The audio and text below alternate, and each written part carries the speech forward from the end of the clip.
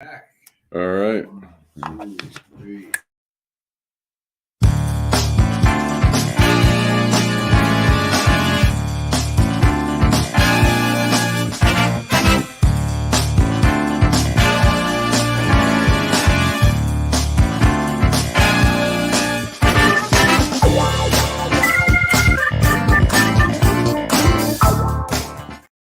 Welcome, Detroit in black and white. We're live from Apex Studio in Ferndale. Allan Lengel, co-founder of Deadline Detroit. Venessa Moss, fire starter. So, attorney, and political consultant. Good morning. Good morning. Here we are again. We are back. And we promised everybody that we were going to get better. I swear. Last week we had a little. It was kind of a cluster F, but that's okay. We got views. We the subject matters were great. We vibe like we usually do when beautiful surroundings. Well, I tell you what, and we got some play in the media and stuff, and oh yeah, we set some folks on fire, and you know what? Somebody tried to set you on fire. Yeah, you know. Don't hate the player. That's right. Don't hate the player. That's right. Hate the game. Because when you want to play with fire. Let's play with fire. Lying motherfucker don't have a quote on me, but that's all right. You're referring to the owner of 910 AM. Yeah, he's full of shit, and he had to backtrack. But you know what? We're gonna move forward. Absolutely. And we gotta. We're gonna have a great show today. Absolutely. There's no question. Let's start off. Yeah, we've got. Let's mention who some of the people. Okay. We have some great guests. We're bringing Mike James back because we had some technical issues. Plus, we got a lot of folks, a lot of listeners. They want to know what's the real deal. They were very interested in the story. Who created techno music, right. etc. And he's writing a book, right? He's writing a book on Derrick May and everything from the whole techno business, which is fascinating, which I've learned more since he's written about it. But he's also raised allegations, sexual allegations, which have been, impacted Derrick May's career in a big way. Well, all I know is, it used to be free. Used to be house music. I hated it. I love house. I was a house head. But you know what? Still a house head. But it's popular. People come from all over the world. So we'll talk about that. Keith Johnson, former president of Detroit Federation of Teachers. When we get Keith on, I want to know, why did the damn school board turn down $1 million over there, Cooley? Yeah. Cooley been empty for almost 15 and years. Have you been over there? I was over there maybe about 3 weeks ago because, everybody knows I practice, but I'm a street attorney, so I had to go over there to see a client. It looks terrible over there. It's terrible. They'd rather have it empty. I guess they're tearing down the whole Southwestern. Yeah. But I'm going to tell you, Matty Maroon and them tried to buy that building. They would not sell it to them. I'm like, they take it personal. It's like the marijuana ordinance.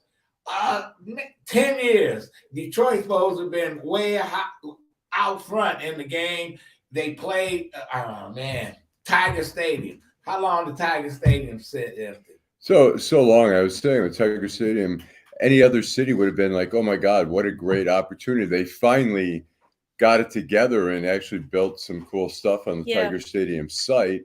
Corktown, I think everybody thought when Tiger Stadium folded, that was the end of Corktown. It was just going to be a dead zone. It's just the beginning. And now you can't get enough housing. You cannot. You see all the housing in there because I live close by. And with Ford moving into the train station, it's going to be insane. But you know that.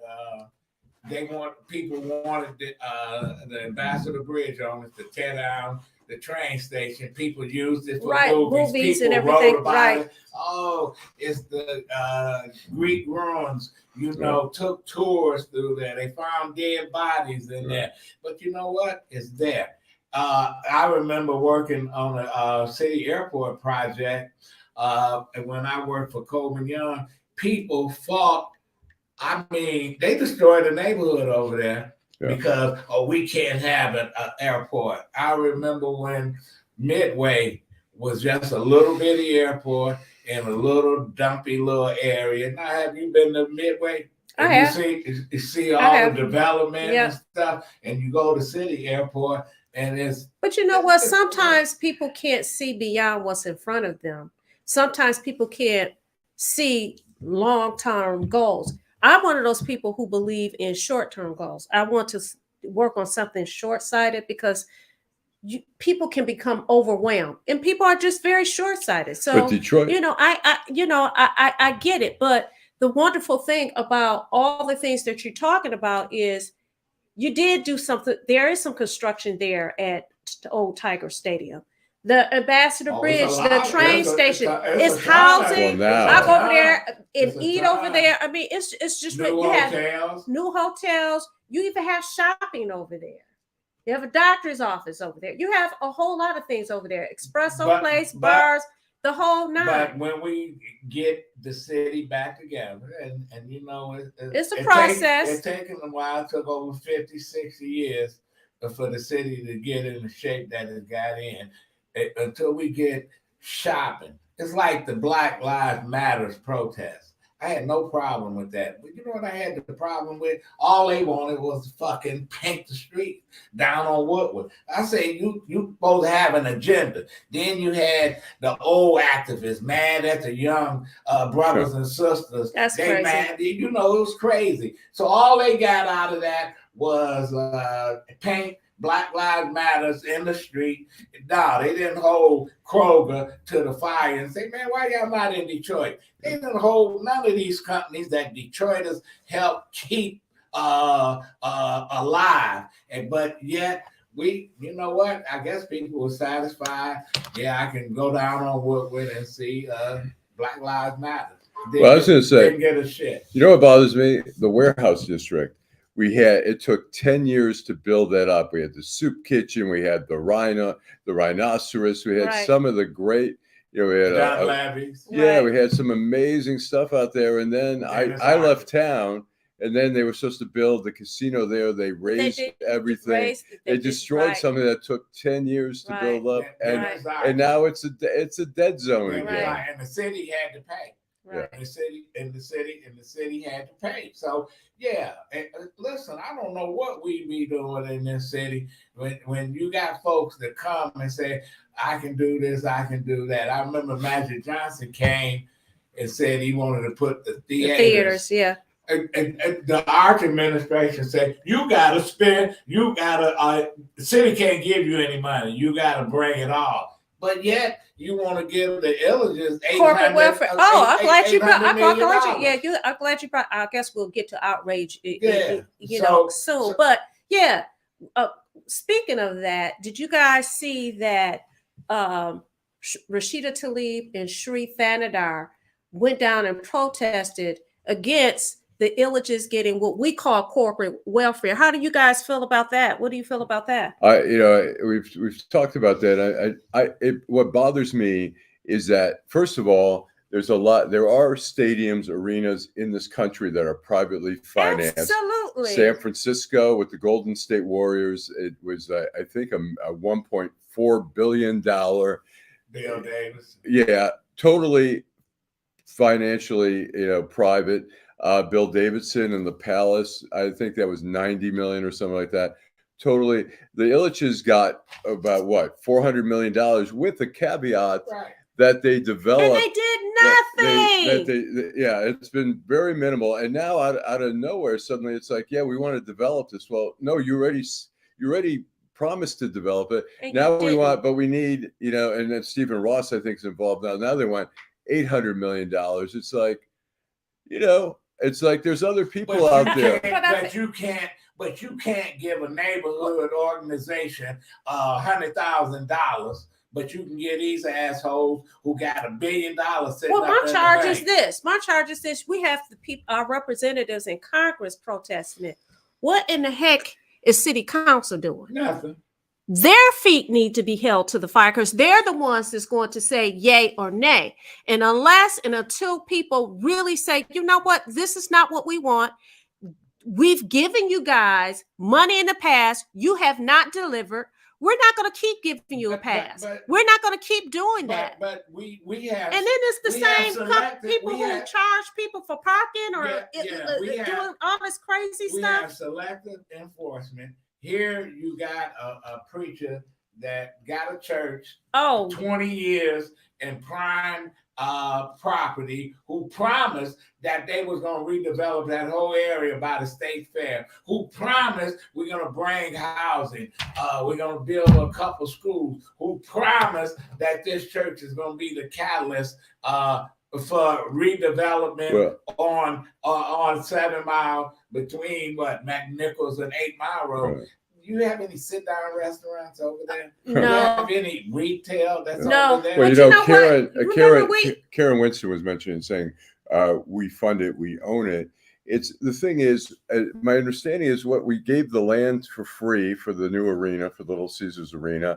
We have, as far as I know, the city has no deal where, at least at Joe Louis, even though, Joe Louis, we're supposed to get TV revenue. The Ilitch is owed, and the Free Press reported on this a while ago, the Ilitch is owed about $80 million in TV revenue that was due to the city.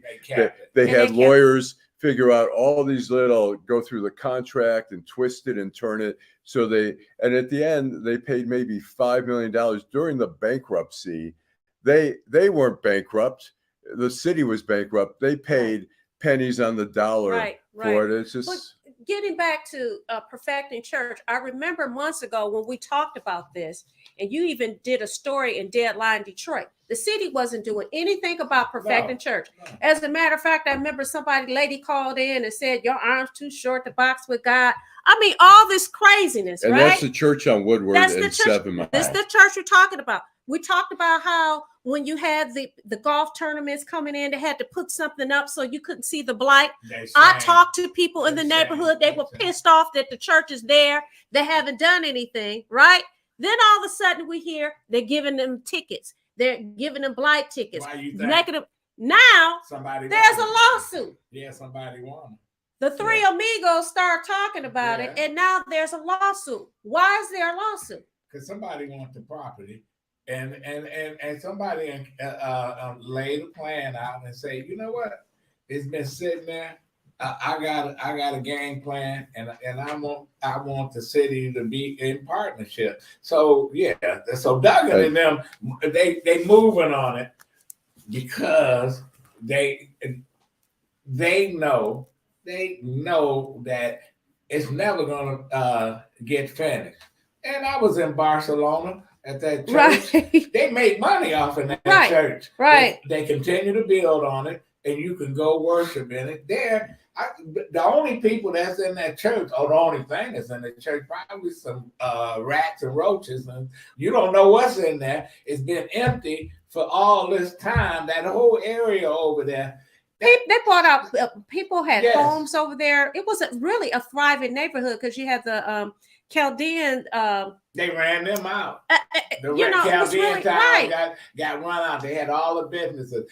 I'm just looking at you had the in Palmer Park. Which is a beautiful park. Big gate population. The city ran them out because they oh man, I can get it. That's another story. Yeah. The Chaldeans, they ran out. Grandma said, but a big building. You know what? We're trying to save a couple of dollars. Let's close the state fair. State fair kept that whole area over there. Blood kept coming through there. Right. But that's what we do. I think we're gonna need to take a break. This is Detroit in Black and White. I'm Adolph Mongo, Venessa Moss, and Allan Lengel. All righty.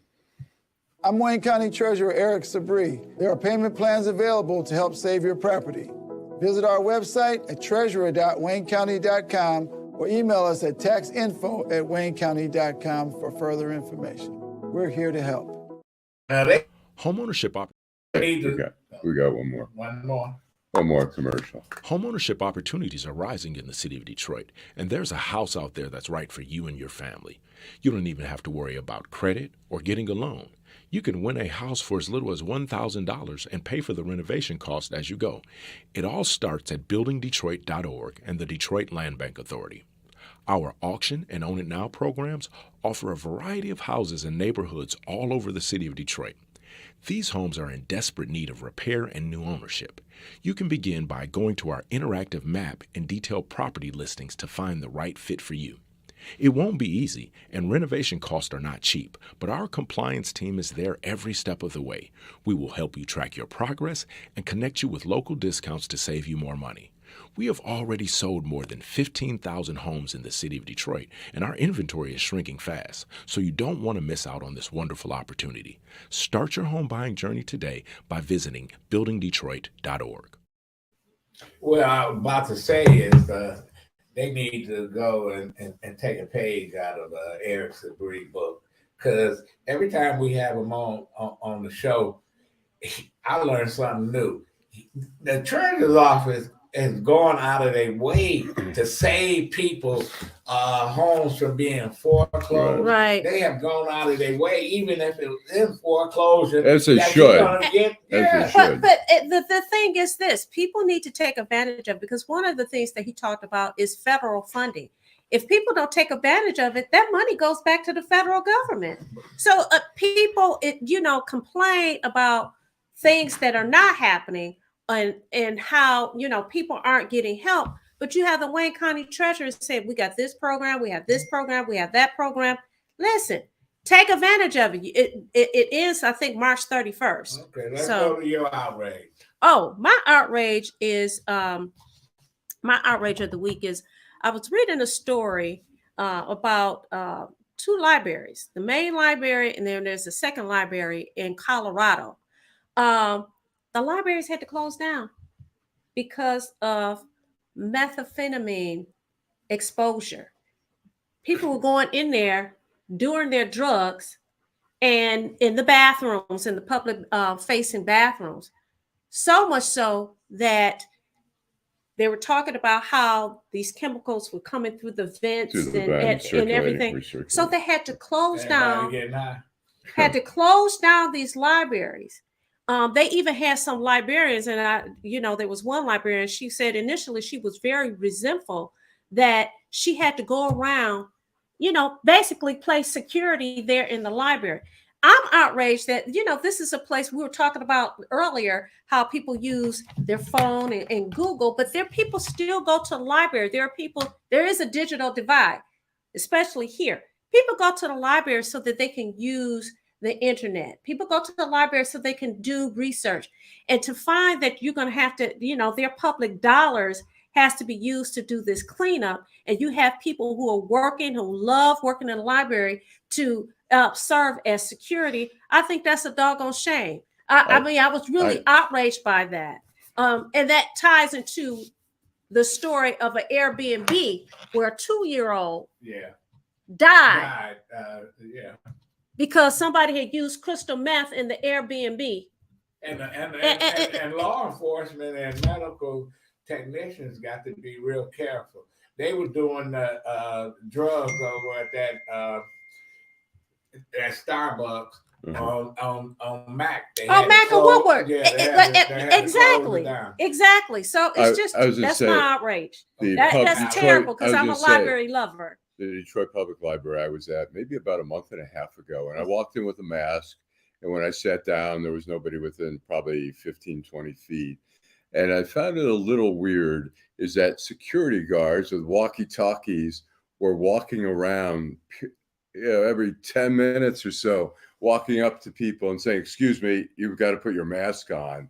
It felt very, it took out that warm library feel when they're like patrolling and, with actually security guard outfits on. But you got a different situation. So what's your outrage? My outrage, we're seeing the banks, and I don't know if everyone understands what the banks are. I've tried to, get a grasp of it, but we have the Silicon Valley Bank. that had, and the FDIC only insures up to $250,000. We have all these bank too. Yeah, we have all these big companies that had money in there that wasn't insured. And so they decided to bail out. And the question really becomes, you have Greg Becker, who was the CEO of the Silicon Valley Bank. They saw it coming. What was happening was that, interest rates were rising. When interest rates rise, people tend to back off a little bit, particularly big investors. They don't want to borrow money. They never use Dan Gilbert doesn't reach in his pocket in all the Hudson's building. He borrows money. He gets funding. He gets tax breaks. When the interest rates go up, some of these investors back off. So they started backing off. They weren't borrowing money. They were, in fact, taking out some of their money out of the bank. And what happened was the bank didn't have enough money to give them their money. So they had to sell off some of their bonds and stuff at a loss because they needed the money. And eventually, when the reports came out that the banks were losing money and stuff, people said, I better get my money out of there. And things went crazy and they had to shut the bank. The problem is we see another bank in San Francisco right now where all the big banks, Bank of America, all these banks that had gotten bailed out in 2008 are saying, okay, we're each going to put $5 billion of our money. They're not giving it to them. They're doing it as a depositor. They're not getting any special rates. This bank, Silicon Valley, so I'm sorry, as somebody who's done a business, and not necessarily I'm no great business mind, but you see it coming. You see months and months ahead of time. You see where things are going. You anticipate. You have a CEO of a bank you expect is going to be smart. This guy, 2 weeks before the bank went under, he sold 12,500 shares for $3.5 million, put it in his pocket. When the bank shut, him and his wife got on a plane, first class, went to their townhouse in Maui. Why didn't they go to jail? That's the problem. They got little Leroy going to jail for taking $50. But you know what's so for doing a stick up. Yeah. You know what? What if all the guys who are doing stick ups said, hey, let's get together and let's decriminalize stick ups and let's just make it a fine. So if you get caught robbing 7-Eleven, you'll just get fined and stuff. But these guys are robbing real money. They're robbing the federal, which would be a federal crime. But you know what's so hypocritical is that this very same guy was fighting back against regulation. He didn't want the federal government, the DIDE Act. He did not want the federal government in his business, right?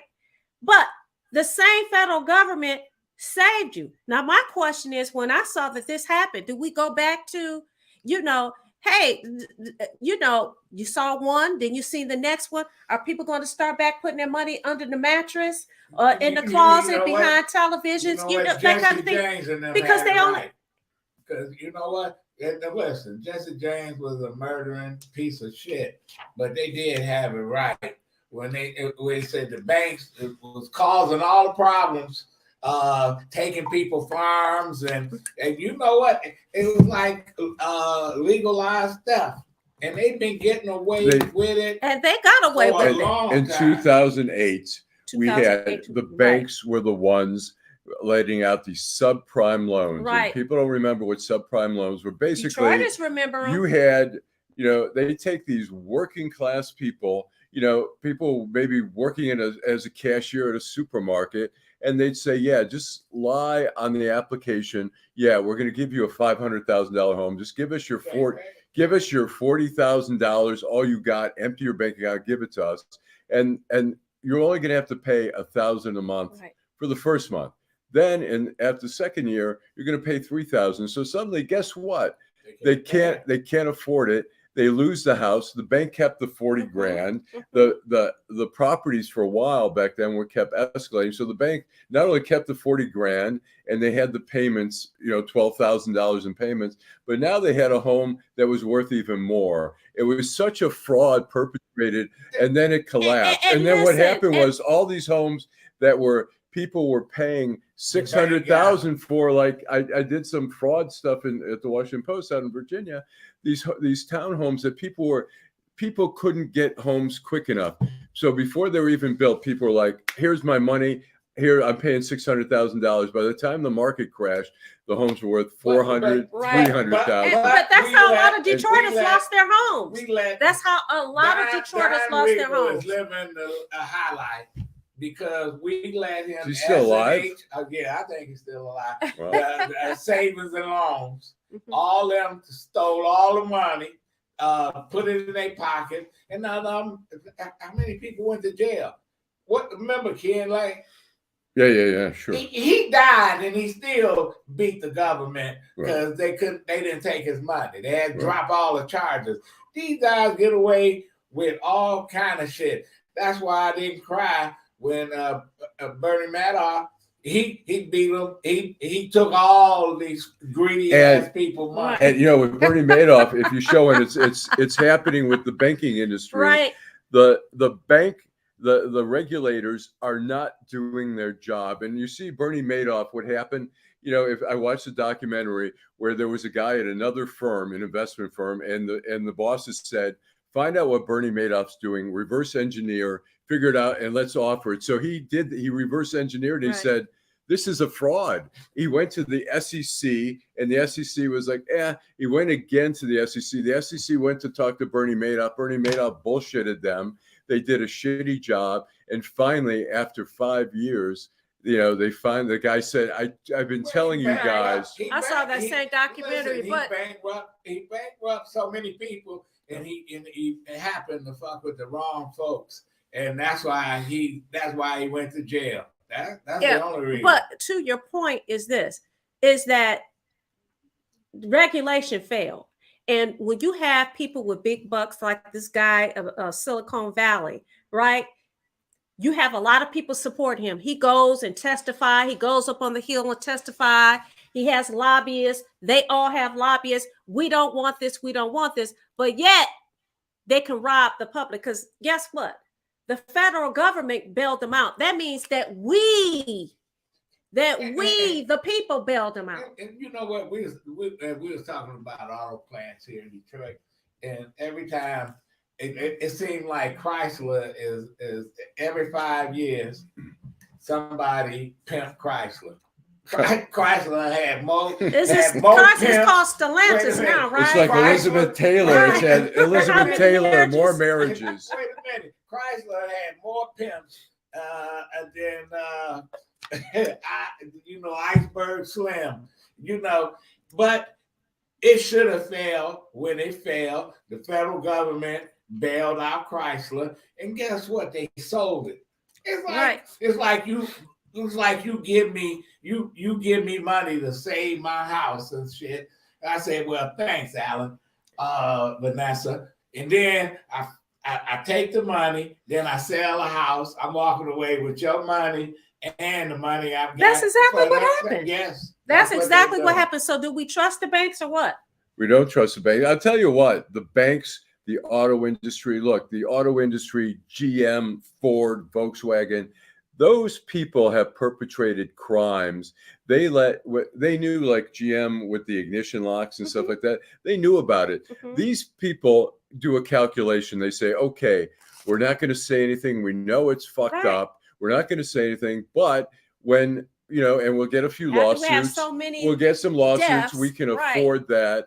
But we can't, and they do everything to hold off on recalls. And people try to save their jobs and say, well, I don't want them to know that I screwed that up. And so there's a criminality at a level. And they let these people die. Ford did. Absolutely. Before they was forced to make changes. And so did General Motors. And you have people crying in Washington, less government. Well, in certain instances, we need more government. And what's happening is that, how they get away, and the Republicans do this a lot, where they'll be like, okay, IRS or whatever, we're not going to fund the IRS. There's not going to be enough investigators. So there's not going to be as much fraud, and people are going to get away with a lot more stuff because we're not funding it. Same thing, ATF. We're not gonna give them as many agents to crack down. We're gonna take a break. We're gonna continue the conversation. Detroit in Black and White. We have some Texas about the public library. You know, they had missing money and all kind of stuff. The second floor in the main library is closed. So they got some issues. I didn't know about that. We'll be right back. Detroit in black and white. I'm Wayne County Treasurer Eric Sabri. There are payment plans available to help save your property. Visit our website at treasurer.waynecounty.com or email us at taxinfo@waynecounty.com. Nearly 30,000 vacant lots all over the city of Detroit are for sale right now. That's right, nearly 30,000 vacant lots are available now, starting at just $100.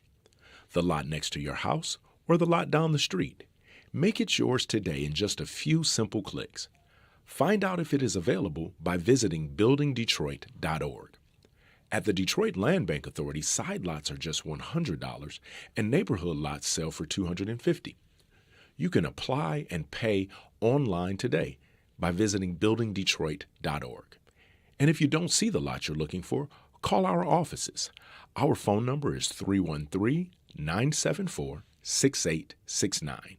Again, that is 313-974-6869. We have already sold more than 21,000 vacant lots to Detroit homeowners. Make today your turn by visiting buildingdetroit.org. All right, here we are right back. All right, let's bring on the doctor. There's a doctor in the house. The professor from Wayne State University. There's a doctor in the house. Good morning, everyone. Hello. Good morning. Good morning. Morning. Welcome to Detroit in black and white. Name? I don't want to butcher your name. So my name is Cynthera. Cynthia? Yes. Okay, that's a great name. Listen, you on the front line in the community. We got all kind of issues in Detroit, and what is the number one issue that we should be concerned with in our community? Health issue. Unfortunately, they are so connected and everything's so convoluted. Even when you look at how environment, neighborhoods, finances impact health. So that's a compact question. So there's not necessarily one issue per se, but one of the things that myself and my colleagues were looking at was trying to help people in their lived experience be as healthy as possible. So that was one of the things that we recently addressed with a book that we just published, talking about how we as healthcare providers can have a better patient-provider relationship with those individuals in urban communities to help them really work well with the resources that they have. And we already know that resources are low, but instead of constantly being reminded of what we don't have, trying to maximize the things that we do have. I mean, unless you have a magic wand that can remove people from their environment, you really have to work within their resources to help them improve their health the best way they can. So that's kind of the angle that we're working on. What are some of the bigger challenges that you see in terms of actually getting decent health care in the city? One of the things I think, and that this is one of the things that I would say, and this is because of the things you can control, right? Because the things that you can't control, if you can't take your patient out of a certain neighborhood, if you can't increase your patient's income to eat a certain kind of way, then, that just adds insult to injury when you ask them to do something they can't due to means beyond their control. So I say the one thing that we can do better is really, as from a provider standpoint, is really understand the lived experience and really understand the neighborhoods that we go to work in and really take the time to investigate what other resources or partnerships that we can have to help improve the health of our constituents.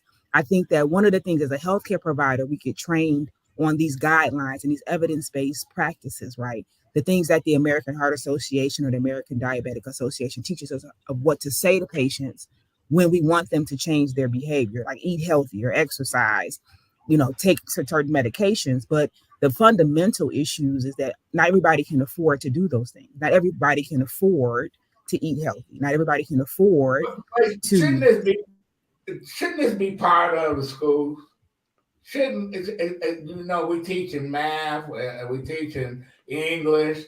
don't we need to start teaching about health? Nutrition. They used to have a health class when I was coming up. I guess I'm showing my age. But what are they teaching it in the schools? Why don't they put clinics in some of these schools?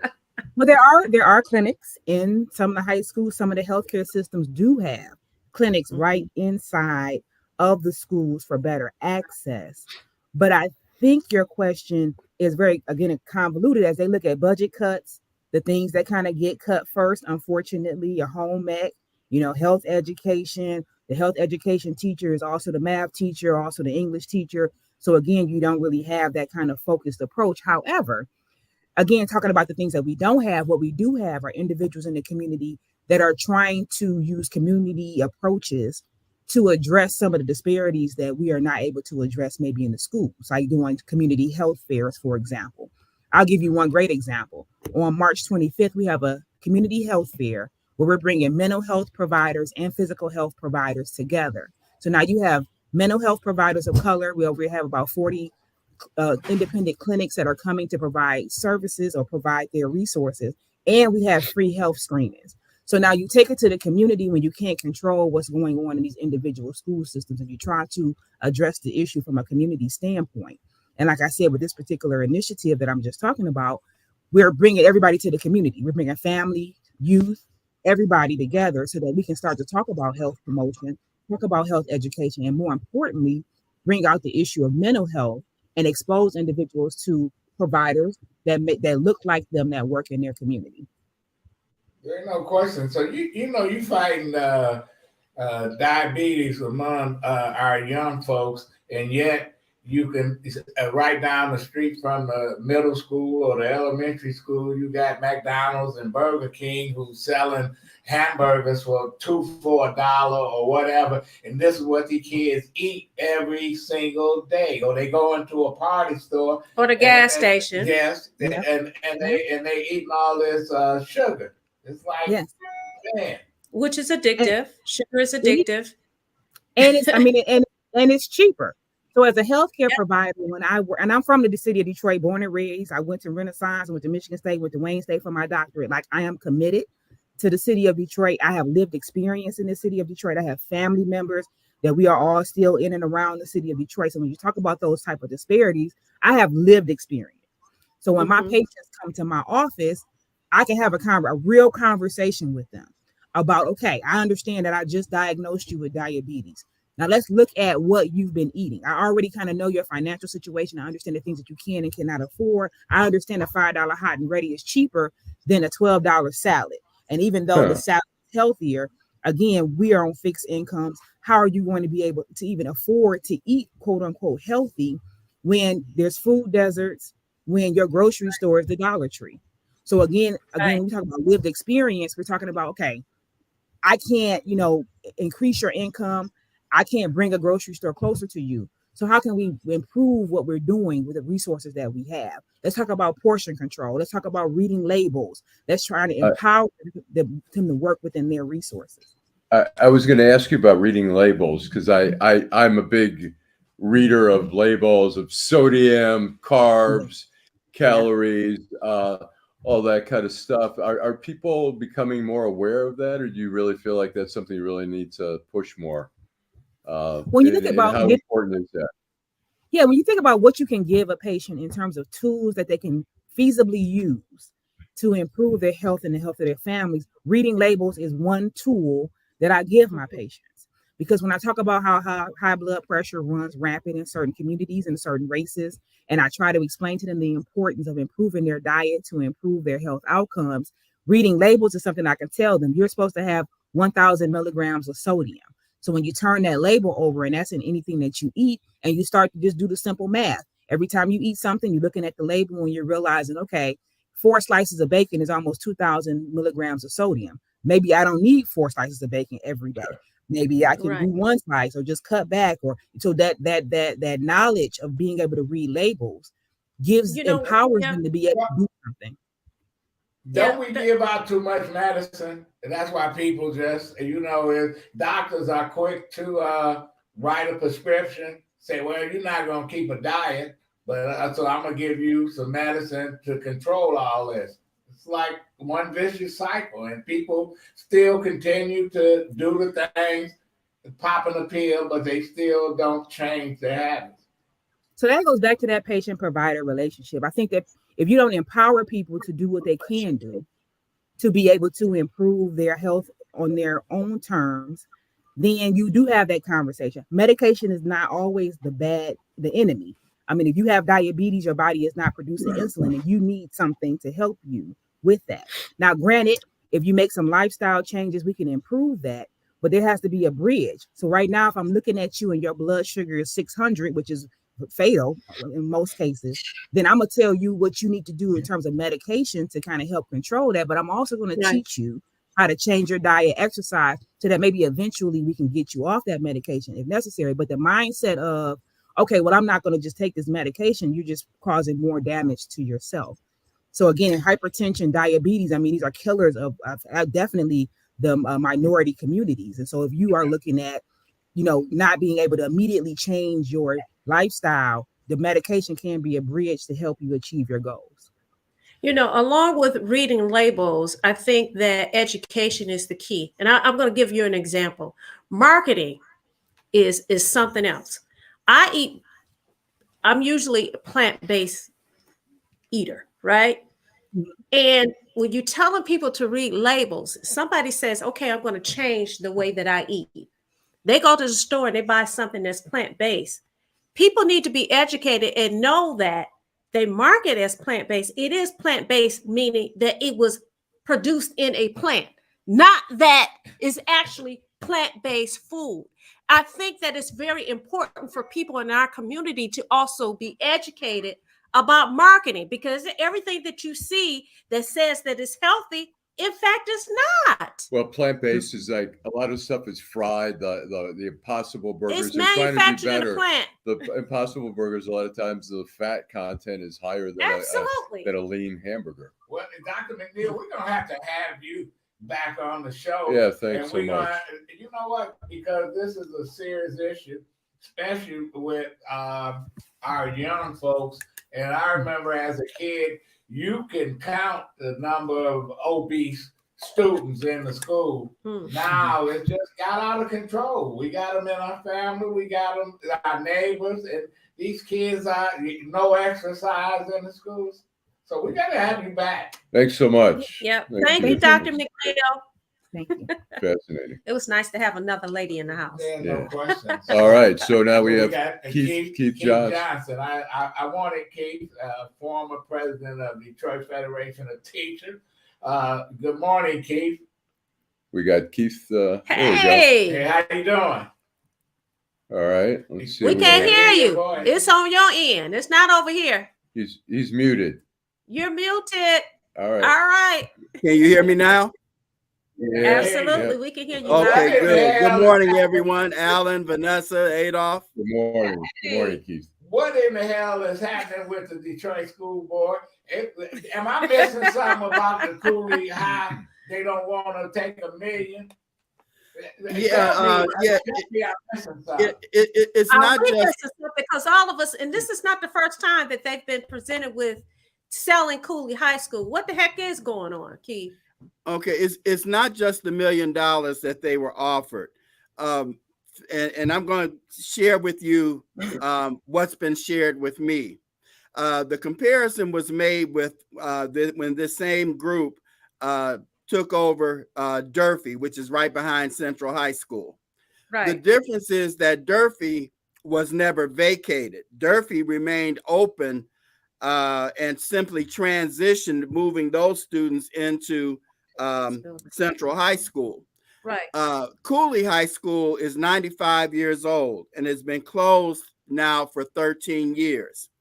Conservative estimates say that in order to make it usable would require about between $8 and $10 million, because the infrastructure within Cooley High School is just completely gutted.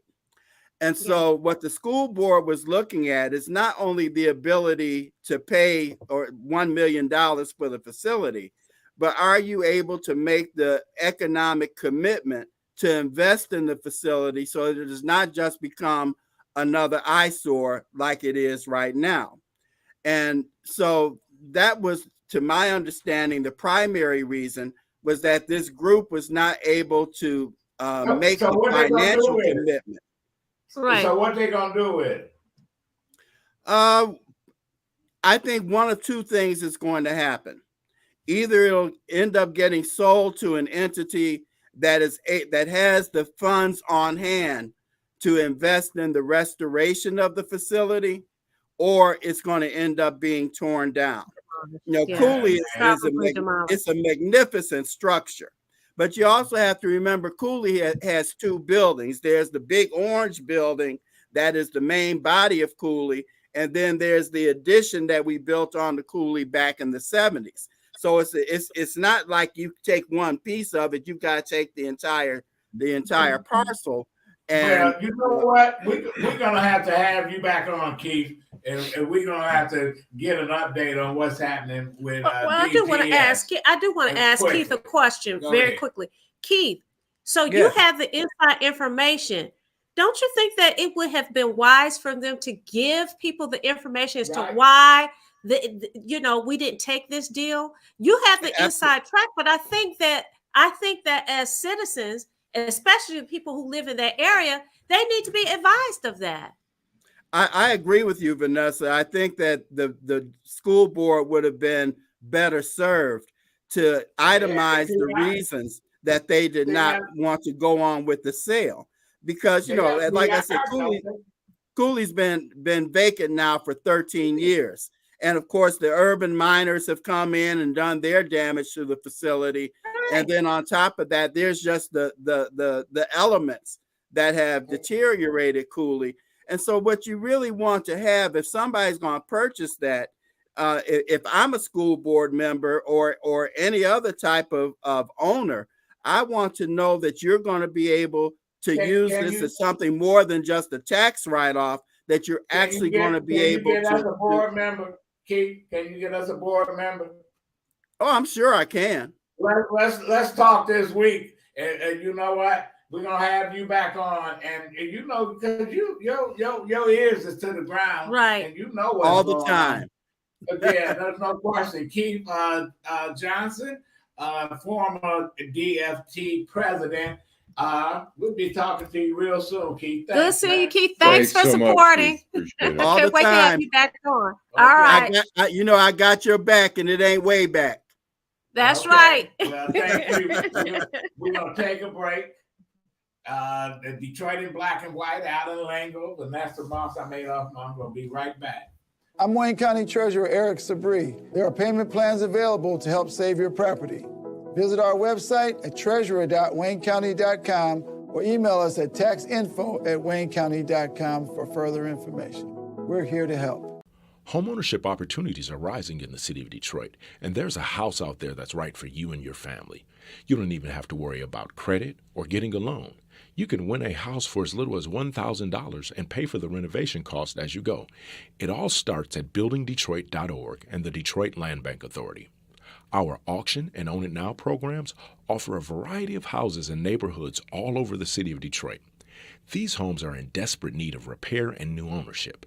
You can begin by going to our interactive map and detailed property listings to find the right fit for you. It won't be easy, and renovation costs are not cheap, but our compliance team is there every step of the way. We will help you track your progress and connect you with local discounts to save you more money. We have already sold more than 15,000 homes in the city of Detroit, and our inventory is shrinking fast, so you don't want to miss out on this wonderful opportunity. Start your home buying journey today by visiting buildingdetroit.org. Revolutionary in media. Okay, welcome back. Adolph Mongo, Allan Lengel. Why don't you introduce our next All right, guest, you want to bring the studio here? Our next guest, hey, Greg, how are you? Our next guest is Greg Stejskal. Greg served as an FBI agent in Michigan for 31 years. He retired as the head of the Ann Arbor office.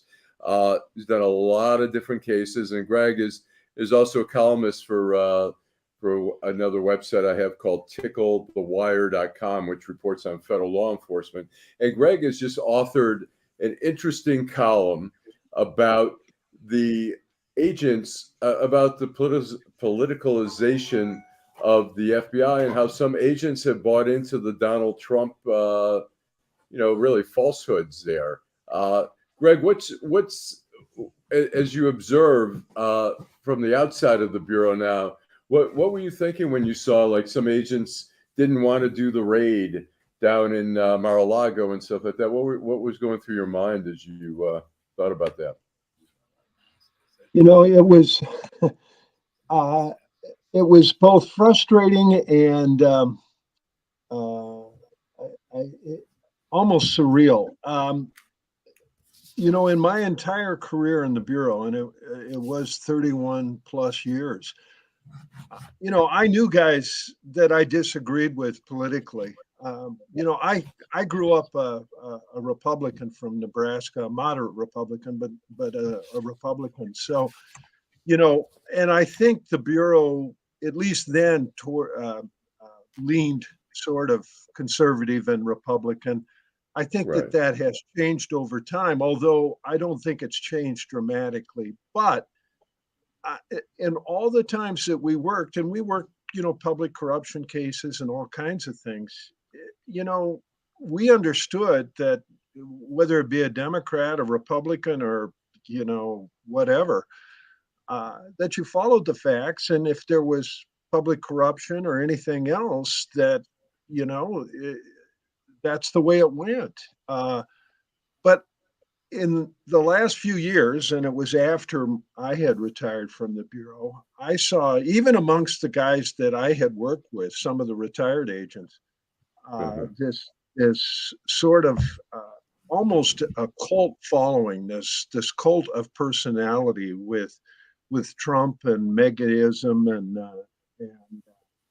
spouting this stuff as though just these conspiracy theories and everything regarding the election. And it wasn't, there was no factual basis for it, which was what we were taught. All right, it's fine to make an allegation, but you better have factual basis to back it up, and you have to prove it in court. And that's what we dealt with. We followed the facts. We didn't, go down these rabbit holes. But at any rate, so it's very frustrating to see, and I think it's a small minority, but these agents who, now that we have this weaponization subcommittee who's bringing former agents in to testify, that they're testifying to things that they have no direct knowledge of, number one, and number two, they're also espousing these conspiracy theories that have no factual basis. And you try to talk to these people. Yeah, go ahead. I'm sorry. This when I read your article, what I got out of it, and this is how I interpret it, is that these agents who took an oath decided to abdicate their oath to racism, misogynism. I mean, they just didn't give a doggone about protecting the country. And it is offensive to my soul. I found that these are the same people who wearing a badge and saying that they working for these United States, that they're racist. That they don't believe, that they do not believe in the political system. They don't believe in the voting system. They don't believe at all. But they were able to hide under the color of their FBI badge. That's a problem. But you know what's amazing? I'm a Marine Corps veteran, and I met a whole lot of people with a whole lot of different views. But as I look back at history and the some of the people that championed civil rights was born in the Deep South, Truman, Lyndon Johnson, there was people, Eisenhower, he sent federal troops to Arkansas. He was raised in Texas. And they forgot about how they was raised, but they took an oath Right. to protect the Absolutely. citizens of this country. But They've I advocated sat at a forget it. restaurant 6 months ago, downtown Detroit. 3 FBI agents. They were on lunch. Man, I had to leave. I had to get up and leave. Why? Because they start The talking. conversation. Trump, 2 of them ganged up on one, and I call them Trumpites, and they were talking about conspiracies and all that. They had a couple drinks, so they letting their hair down. So I'm saying, what happened to that oath? Absolutely. How can you, as a military veteran, storm the Capitol? Carry a Confederate flag, or even more so, support those people who did it. Don't think that they should be charged. Don't think that they should have to do any time. How can you? How? Well, how do you explain that? And that's my dilemma. It's very frustrating for me to see this, and I don't think it's a conscious. I really believe that somehow these people are able to convince themselves that what they're doing is not counter to the Constitution. Now, clearly it is, in my estimation, but it is very frustrating to see this. And I'm with you. I can't help come to the conclusion that some of these people, because they so readily believe these conspiracy theories, that they might well have racist, xenophobic, homophobic tendencies. But again, I have, and this has been somewhat reinforced recently, I think that this is a small minority that lets this stuff go beyond just having a talk in the bar and stuff, where it actually affects how they perform their duties as FBI agents. And I'm hopeful of that. Yeah. And I've received, since I've done this column, I've received several communications from guys that I knew in the Bureau and some that I didn't, that were very supportive of what I wrote. So that gives me some optimism, some positive feeling about what's going on. Right. Well, yeah, we appreciate it. It was a great column. If anybody wants to read it, you can read it on ticklethewire.com or Deadline Detroit, which is still up. You can read it there. So, Greg, we're going to have you back to talk more about it. It's really a fascinating subject, and the FBI is always sort of in the middle of the fray these days. So, thanks a lot. Hope everything's good up there. And, I listened to old radio programs. I was a communist for the FBI. Greg, when you come back, I'm going to ask you Greg, when you come back, I'm going to ask you, how do we root these people? How do you root these people out of the FBI? So we'll take. Well, it's interesting that the people that are testifying in front of the this weaponization subcommittee are former FBI agents, and most of them didn't retire. So that tells you something. So, okay. Well, thanks again. Thanks for writing that column. We appreciate it, Greg. So. Oh, you're welcome. Thanks. Good talking to you, folks. Yeah, thanks. Have a good weekend. All right, thanks. Before we take a break, I want to announce, Dr. McNeill wanted us to announce that on March 25th at the Wayne County Community College Northwest campus from 11 a.m. to 3 p.m., they're going to have a health fair. Free health screening, blood pressure, cholesterol, diabetes, HIV, access to 40 sponsors and vendors, including 30 local mental health providers. Eric Hipple used to play football for the Lions. Oh, right. Had depression issues. Yeah, depression issues. He's going to be there. Free food, giveaway, music, raffles, etc. Seems like when is this again? This is March 25th at the Northwest campus. That's next weekend. Yes, that's next weekend. That should be a great turnout. Greg was great. We're gonna take a break. This is Detroit in Black and White, Allan Lengel, Venessa Moss. I'm Adolph Mongo. And we're going to continue the conversation.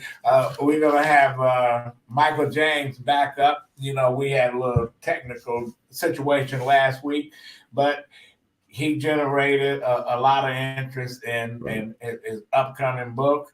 He's talking about techno music and some other things. We'll be right back. I'm Wayne County Treasurer Eric Sabri. There are payment plans available to help save your property. Visit our website at treasurer.waynecounty.com or email us at taxinfo@waynecounty.com for further information. We're here to help. Little clip. Nearly Okay. Nearly 30,000 vacant lots all over the city of Detroit are for sale right now. That's right. Nearly 30,000 vacant lots are available now, starting at just $100. The lot next to your house or the lot down the street. Make it yours today in just a few simple clicks. Find out if it is available by visiting buildingdetroit.org. At the Detroit Land Bank Authority, side lots are just $100 and neighborhood lots sell for $250. You can apply and pay online today by visiting buildingdetroit.org. And if you don't see the lot you're looking for, call our offices. Our phone number is 313-974-6869. Again, that is 313-974-6869. We have already sold more than 21,000 vacant lots to Detroit homeowners. Make today your turn by visiting buildingdetroit.org. All righty, we are back. We're going to bring Michael James into the studio here. Michael, let's see if we can get him on here. Hey, why there he are is. you starting shit, man? Why are you starting shit? Right. I thought I was the only one that's supposed to. I thought you said I'm the. I thought you said I was the stuff starter. Michael, can we hear you? Oh no! Oh my goodness! All right, it's on you this time. Hey, Michael, we can't hear you. Uh-oh. We're going to have another. All right. What did we... It's not us, it's him, because you can kind of hear him. All right. We can kind of hear you. We can kind of hear you, Mike. But we can't hear you very well. Do you remember what you did last time to make it work? Or do you want to... Maybe if you do it through your phone. I sent you a link. Why don't we... Yeah. Why don't we we want to talk about all right, let's see if we can correct that. In the meantime, Michael, can you hear us? Raise your hand. Can you hear us, Michael? Okay. All right, we can't hear you, but we're going to work on it. Is there something, Joe, we can do here to make it happen? I'm messaging him in a private chat. Okay, cool. So can we all right, so let's go. Well, first we'll talk. Michael is we'll start out. Michael, I'll first introduce Michael. Michael's a good buddy of mine. He is a former reporter at the Detroit News, is where I first met Michael, and then he moved on to work at the New York Daily News. He eventually was the head writer for the Stephen A. Smith on ESPN. And Michael has been working on a book on Derrick May, who Derrick May, for those who don't know, is a big figure in techno music here in Detroit. He was, and Mike. Let me know. Okay, gotcha. Okay. And so Michael has some clarifications over, as the story goes, that Derrick May was part of the Belleville 3. He was born in Belleville, Michigan.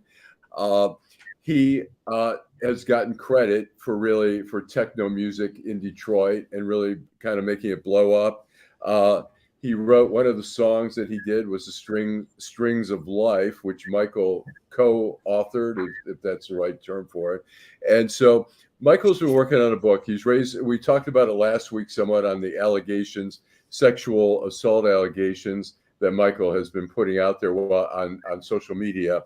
But he's also, I think part of what we want to talk about is also the alleged fraud involving all the Belleville 3 credit card scam to build their first studios, the taking of credit cards from collaborators, how they convinced the world they invented techno, and that Derrick faked his performance at the DSO at the Aretha Franklin amphitheater that Michael has alleged here. So what we're going to do before we let you weigh in on, and we want to sort of at least start with the focus on the fraud, since we did the sexual allegations last week. We're going to, just to give you an idea for the audience, we're going to play a little clip. This is a 5-year-old clip just to get a sense of Derrick May. So Joe, if you want to cue that up. Give people all you got.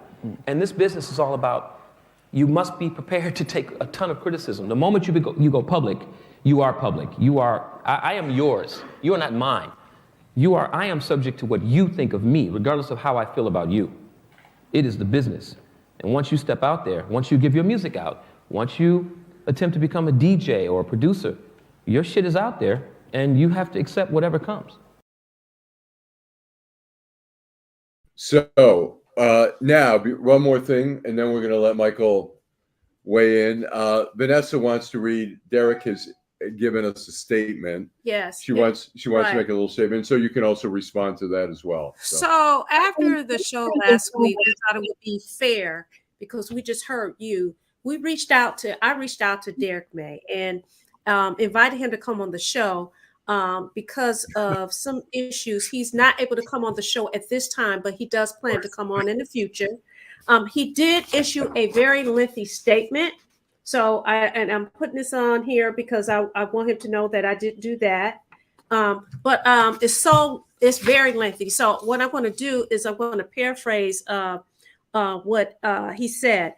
While he's not here today, he says that he not only denies any and all allegations concerning any criminal activity and any civil liability, and he indicates that these allegations are without merit.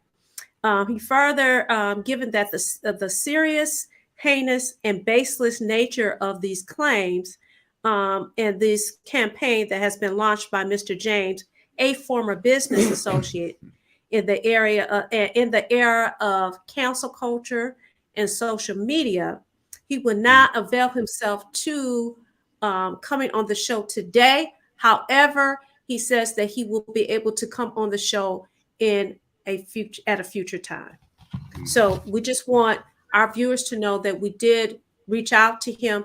He did respond back very quickly, and we have had actually several conversations. So we just want people to know that we're not taking your side. We're not taking his side. We just want to make sure that, we're very fair.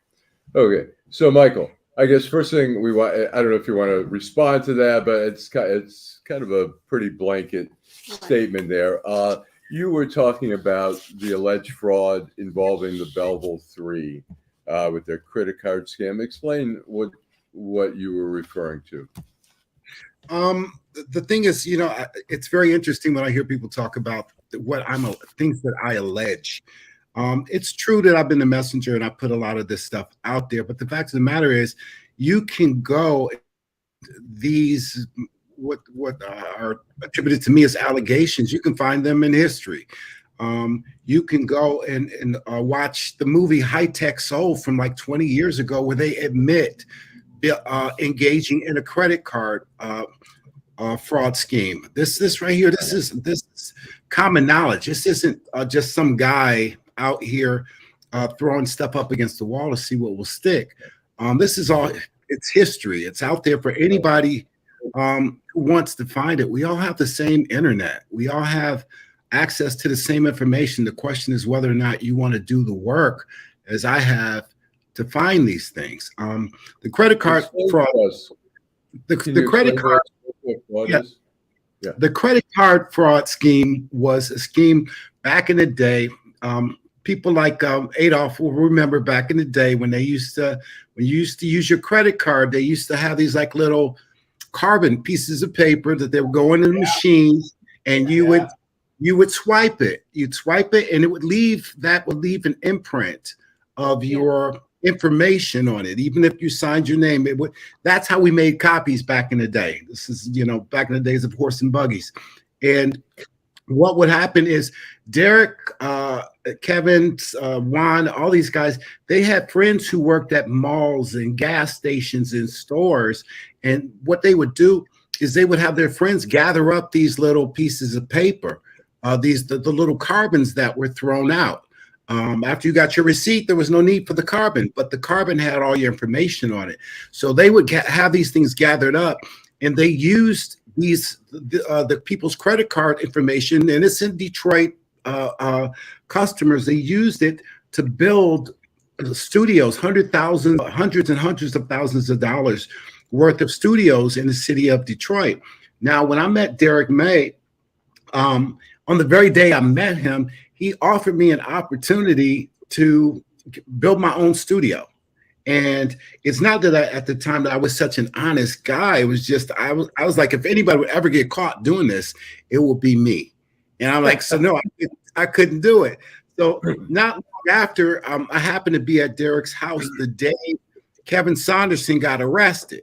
Because what would happen is once you could, this was also back in the time where if you ordered something through FedEx or UPS and it arrives and it was under $10,000, all you had to do was sign. You could just sign for it and no ID, and you could get it. And what happened was, I guess in this particular delivery, it was over. Multiple people had ordered an address. They didn't live there. You just kind of go sit on the porch and wait for the UPS guy to come. And Kevin didn't see all the Crown Victorias and undercover cars out front. Sure. And as soon as he took delivery, he got arrested. And I was at Derrick's apartment when they came to arrest Derrick. It was the Secret Service Department of Treasury. And they arrested all these guys and they all got busted on this credit card fraud scheme. That's how all of their equipment was bought in the early days. And even recently, when you saw, there was a movie, a documentary done by a Detroiter named Christian Hill called God Said Give Them Drum Machines. God didn't give them drum machines, he gave them credit cards. And they even had to acknowledge that because of me, they had to acknowledge that in the movie that these guys built their studios early on with stolen credit cards. Go ahead, Venessa. So, of course, I'm playing at devil's advocate here. So at the time you said that he offered to, he said, asked you to build your own studio.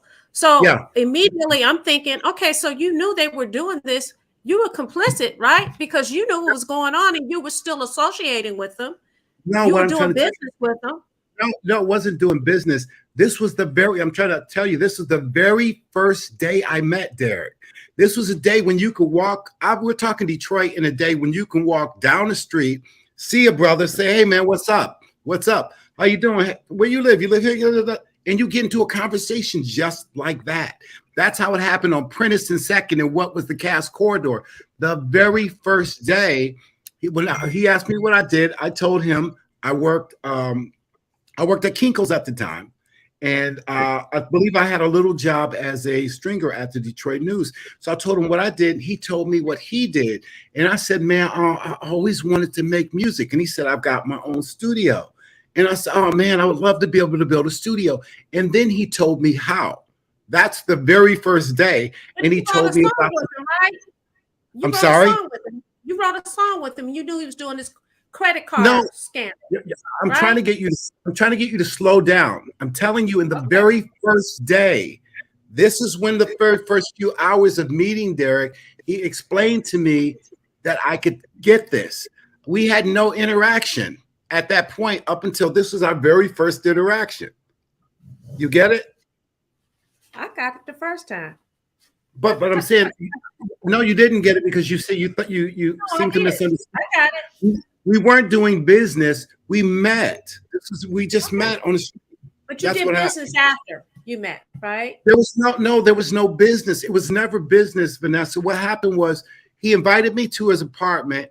I went to his apartment. I saw all this equipment, and the only thing I knew how to operate was play on the keyboard. So he gave me a piano song, and then he got a what do you call it? He got a beep because we didn't have cell phones back then. So he got a beep and he went out to take a phone call. And while he was there, I started playing a song that I wrote in college. He came back. He's like, what is that? I said, it's a song I wrote called Lightning Strikes Twice. And he asked, could he sequence it, which means record it. So he recorded it. Then he asked, did I have any other parts? And I said, sure. And I played these other parts. That was it. I don't think it must have been sometime after that is when I happened to be at his house because he became my friend. And he sometime after that is when he got arrested. And then probably almost a year later, he showed up with a 12-inch record with my name on it. So it was never a question of we did business because he never gave me the option of doing business. He just made a record and then he showed up and showed it. We're going to take a break. We're going to come back. We're going to continue the conversation with Michael James. I have a quick, was that the Strings of Life that you're talking about, the song? Yeah, he just, Okay, we'll come back right after these. Thank you for explaining. No, that's what I'm Wayne here. County Treasurer Eric Sabri. There are payment plans available to help save your property. Visit our website at treasurer.waynecounty.com or email us at taxinfo@waynecounty.com for further information. We're here to help. He knows he's going to get the heat. He knows that. Homeownership opportunities are rising in the city of Detroit, and there's a house out there that's right for you and your family. You don't even have to worry about credit or getting a loan. You can win a house for as little as $1,000 and pay for the renovation cost as you go. It all starts at buildingdetroit.org and the Detroit Land Bank Authority. Our auction and Own It Now programs offer a variety of houses and neighborhoods all over the city of Detroit. These homes are in desperate need of repair and new ownership. You can begin by going to our interactive map and detailed property listings to find the right fit for you. It won't be easy, and renovation costs are not cheap, but our compliance team is there every step of the way. We will help you track your progress and connect you with local discounts to save you more money. We have already sold more than 15,000 homes in the city of Detroit, and our inventory is shrinking fast, so you don't want to miss out on this wonderful opportunity. Start your home buying journey today by visiting buildingdetroit.org. Watching and listening. All right. So, Michael, okay, welcome back. We're going to talk about the string. Al, during the break, I think I heard Vanessa. Did you say I knew I was going to get the heat? Yeah. Well, we've got what Joe. Somebody got to do it. We got to make it spicy. We got to make it. I am from Detroit. Bring your heat. Get your hot sauce out. So, Come on, do your thing. Joe's got a couple. Joe is engineering. He's the owner of the studio. He's engineering the show here. He said there's a couple people saying Mike's a liar. So I said, well, Michael can respond. There we go. Eddie. Al, you know what's beautiful about this? Eddie Folks. Oh, I know Eddie Folks. We went to St. Teresa's together. Well, but Vanessa, hey, Eddie Folks says, trust me, Eddie Folks is the guy in High Tech Soul who actually told how the scam worked. He helped create the scam. It's on video. He told the whole world. Right. I went to we went to St. Teresa's so together. Tell us, so Eddie, this is the problem. Let me finish. This is the problem with people from Detroit. People from Detroit like to make a whole lot of accusations. The fact of the matter is, again, we have the same internet. Everyone has the same internet. We have access to the same information. Detroit is so small and incestuous, and they're so accustomed to being able to shut people down with a few powerful personalities and lies. Like Derrick May can get in your ear and he can sweet talk you. But the fact of the matter is, I will meet Derrick May or Eddie Folks or any of these people who call me a liar in the public square of any city in America, and we can go at it. We can debate because I can show you every single thing that I've ever said about anybody. See, this isn't just Michael James with his sexual assault allegations. There are nearly 24 women who spoke to DJ Mag, who spoke to Resident Advisor. I have over 60 stories of Derrick's sexual misbehavior. If you go back and you look at his interviews from the past, he talks about using women essentially as chattel, doing whatever he wants to do. His reputation is known around the world. His reputation is known all over Detroit, the way he treated women. Everybody knows this, but people are afraid. All I know, Michael, I'm not a techno music person. All I know is I've been in Detroit a long time. And when it used to be free, people come from everywhere. And somebody said, they stole that from the brother. And I said, what happened to him? And I heard his name. And well, the city took control of it. And Oh, you talking about the said festival what- during the weekend, Yeah, Memorial Day nobody ever weekend? said what happened. All I know, he created the sound. That's the street. Nothing was stolen. If you're talking about the festival itself, what happened with the festival itself? That man, you had a whole bunch of dirty dealings back in the day, and so one of the persons that you were a political consultant for was Kwame Kilpatrick. Kwame, actually, Derrick was in bed with him when they put together. Him too. Derrick, yeah, you buried some bodies, as Kwame did. Derrick basically put this thing together with him, but Derrick didn't know how to run a festival. So the festival was being run into the ground, is what happened. They didn't keep them in the ground. They didn't know how to run a festival, is what happened. And ultimately, that festival got sold to Huvar from Paxahau. And nothing was taken from these guys, man. They just didn't know how to run anything. And I mean, listen, you can't run a festival, collecting money in garbage bags, which is one of the things Derrick did back then. Let me ask you this: when your book coming out, Mike? Right. As I told you, I'm working on it right now. I'm working on several books simultaneously, so you will know. I think people want to read this book, because you got people riled up. You know how to push the buttons. And if you came on here and everybody agreed with you, then I say you don't have shit. But it's not about being agreed with. The fact of the matter is, people should know, and there are reasons why. People got their opinions. People got their opinions, and they adamant about how they feel about Derrick May. They either love him or they don't like him. Right. That's and the same with you. They either love you or they don't like you. There's another allegation that you talk about, Michael, about the DSO performance. Explain that, if you can. Derrick has played with performed unquote with worldwide orchestras, the London Symphonia, the Macedonia Symphonic Orchestra, the DSO. I mean, among the many lies Derrick has told over the years, he told people that when he was a child, because his mother had a hookup at the Detroit Symphony Orchestra, he said that he recorded live these strings that he used in Strings of Life. He eventually, before the performance at Cheyne Park, it's at the Aretha Franklin Amphitheater, he admitted to Brian McCullough, the music critic for the Detroit Free Press, that he had lied for 2 decades about having recorded these strings that he knew someday he would use at this on this record, Strings of Life. Ultimately, what happened was Derrick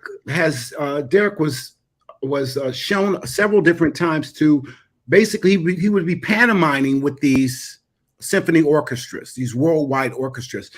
A lot of these orchestras, their audiences were dying, and what they wanted to do is they wanted to do a mashup of like orchestral music with techno. And so what they would do is they would offer Derrick an opportunity to come in and do play techno music with their orchestras. But when he arrived, after they had transcribed the music, what the directors, the orchestra directors discovered was Derrick May couldn't actually play.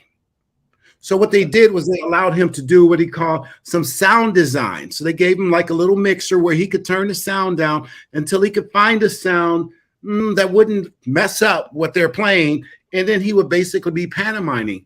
And that's what he did in the at the performance in Detroit with the Detroit Symphony Orchestra. All those people are sitting there. The spotlight is focused on him, and he wasn't even actually playing. And wow. Basically we actually got one of the Macedonian Symphonic Orchestra director admitted to it when he was called out on it. He was like, well, he did sound design, but you guys are sitting there paying your hard-earned money, going there watching a guy with all these keyboards around him, watching the spotlight on him, and he has never ever been able to play a keyboard. It's just a fact. Wow. Crazy. Well, Michael, we're running out of time here, but thanks so much. I always love talking to this guy anyways, even just privately. Vanessa, I got time 8 days a week. I got a phone number. Call me. All right. All right. Well, thanks so much. We're making the show interesting and spicy. It's interesting subject. Thanks a lot, Michael, right. and we'll have you back again. Thank you, Adolph. I appreciate it, brother. Okay, thank you. Take care. Have a great weekend. Thanks so much. Well, I'll tell you that he got up and around. Yeah, there's a lot of people. Yeah. I got him. I mean, it's a fascinating. It's a fascinating subject. I mean, techno is so big, as you know. Your brother's bar, when they have the techno festival, there's people from Ireland, there's people from all over the world. Wow. is here. Who And come. you can't Wow, what? I don't even That's participate. headache music. Yeah, It's not. Well, Did you see the line? I don't care. I mean, the line is outrageous to get I into don't the care. techno festival. Listen, Trump got a line of people lining up too. Right. That don't mean Not I anymore. like it. Yes, he do. I don't believe that. He's the Jim Jones of the political. Oh, yeah. Lord Well, Jesus. they say today they're saying that he's going to get arrested on Tuesday in New York. That's what they say. But And the law enforcement is. it's a misdemeanor. Well, I don't know It's if it's a- going to be a misdemeanor. I might think be it's going to be a misdemeanor. it- And I mean, what's the likelihood of him, if he's convicted, likelihood of him doing any time? Well, Zero. Michael Cohen did got 3 years as a felony. That's a being- felony. It's a difference. But being part of that whole thing, I'm not sure it's going to end up. There's other charges that can make keep it. hope alive. We gonna get there. All right. I don't know. He may. I mean, Well, there are other folks. Clearly, his people that's in his camp are watching the show. But then So there's maybe people, so. There's people that say. Hopefully, hey, he said he's not declining. He just could not come on today. Okay. So we'll see. Yeah, well, there's other people. The other fellow that he mentioned wants to come on. I think. Eddie. And mentioned and said he wants to come go on. back. So, He probably don't recognize, but we went to St. Teresa's together. Oh, really? All righty. Then they close it down. Yeah, they closed the school down. They did. I had nephews to go there. Oh, okay. Yeah, but Catholic school. All right. A bunch of propaganda. So should we be as bold as to try some phone call or? Oh, we can. We can try. can. If people want to call in. We're still working out the things with the phone call here, but if we can put the phone number up if anyone wants to call and talk. So, anyways, so other than that, what we're gonna do? You know what? We had started out. I didn't do my outrage. Oh, that's right. You didn't. What's your outrage? The outrage is the Democratic Party in Michigan. The outrage is that, listen, they just, their biggest base, their biggest supporters, we got no Congress people. You know what? Who's running for the Senate now? Nobody of color. I'm Hill sorry. Harper, I understand. Isn't Hill Harper running for Deputy Stephenson? He's not even. Supposedly. Listen, he need to stay right back in California. You said no people of color. He lives here. Oh, yeah, right. He does. He lives here. He lives in the Boston Edison area. That he has a business downtown Detroit. We the biggest hoes in the state, in the country. Don't call me a hoe. I ain't a hoe. The city You is a hoe. They let. We got people that just move here. They get elected mayor. They get elected this. They get elected that. Whatever happened to homegrown folks? Well, I can't go to Livonia. I can't go to Grosse Pointe and get elected after living there 6 months and shit. But listen, Well, I think he could run for Congress. You don't have to live here to run for. You don't have to live in the city to run for Congress. You don't even have to live in the district. The Democrats, to run for Congress. the Democrats have seemed to anoint it. We don't even know who the field of candidates are going to be. Yes, we So do. how do you call Yes, the Democratic Party out? Well, Alyssa Slotkin, they've How do already. you call them out? You don't even know who's running. It's very premature, sir. Alyssa Slotkin is already there grooming her. And that's true because I've gotten emails from her text messages. And they're trying to clear. They're trying to clear the path. That's right. The question becomes, we've talked about this before. Should Debbie Stebanow step down early so that maybe they could put someone like Gilchrist? But she's not. But you know what? That's her choice. Not and most people don't do that. Some do. She's run for office. She's put in. As you know, look, it's not easy running for office when you win. But I guess the question becomes, does she want to? change the dynamics there. But right now they're grooming Alyssa Slotkin. So here's the deal, though. So even though we know that she's running, here's the deal, though. We've had people talk about, and you've heard us. We talked about it over and over again. No Black representation, right? Except for John James, which is John James in Macomb County. He does represent, which is suspect. So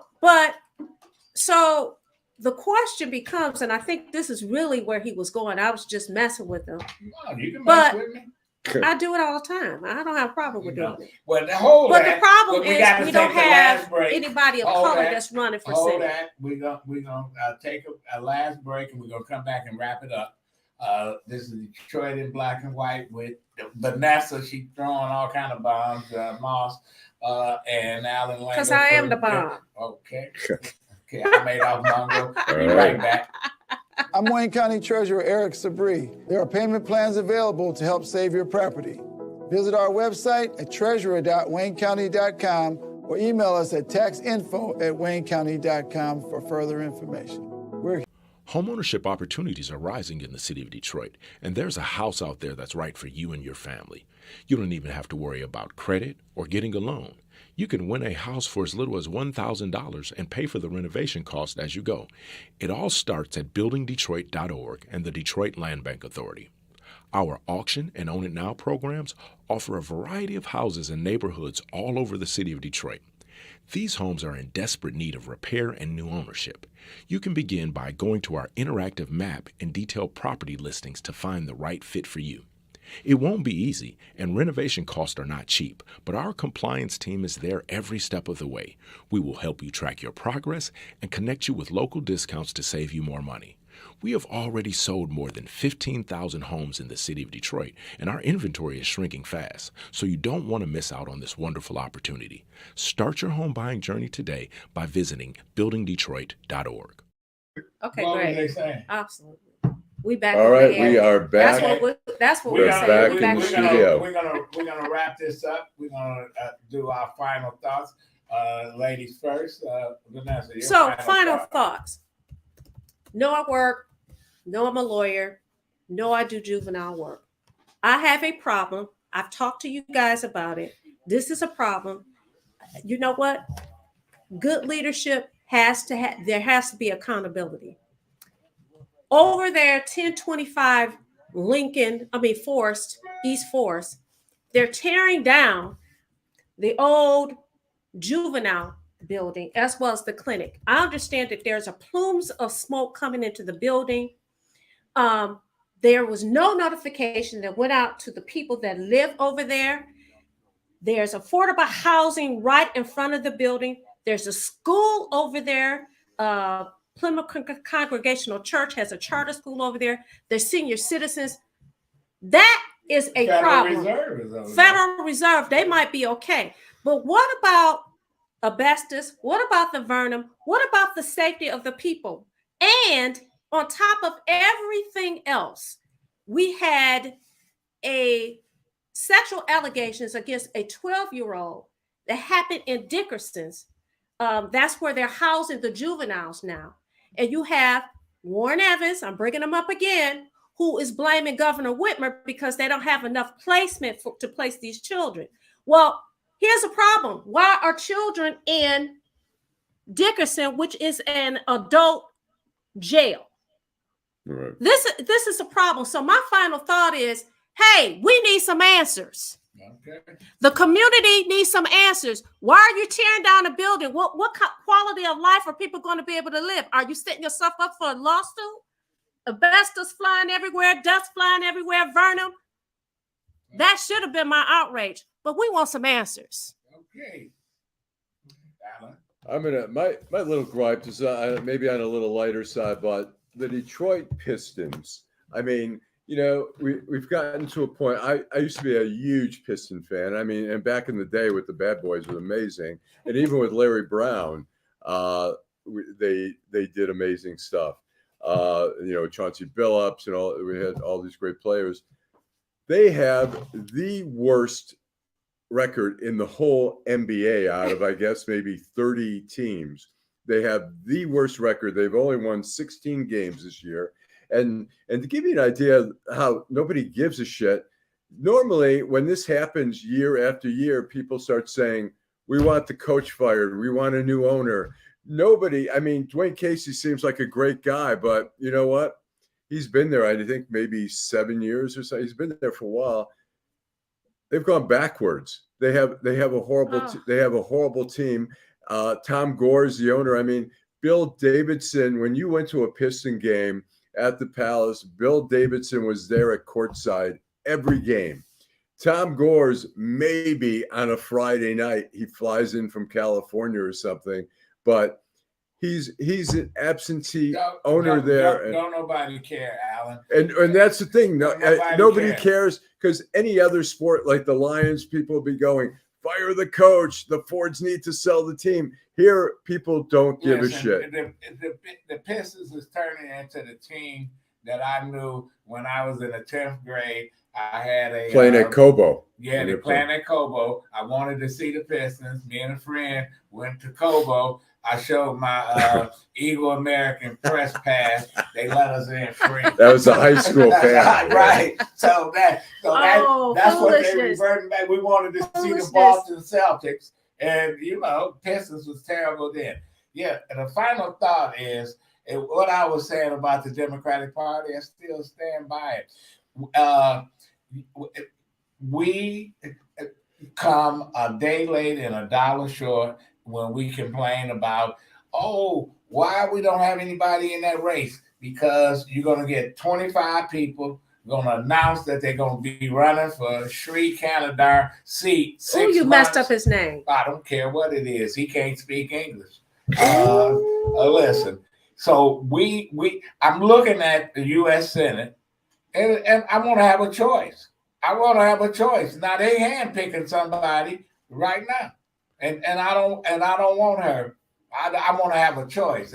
But so in the 13th congressional district, I mean, it's amazing. Sri Thanadar ended up winning because there were so many candidates and nobody wanted to clear the path. It's going to happen again. It's going to happen again. They never talked about the issues.